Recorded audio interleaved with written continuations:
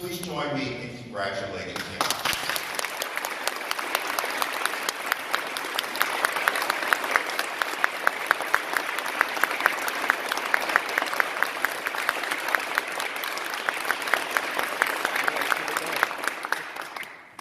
I would now ask the members of the Parish Council, Finance Council, and staff to please stand.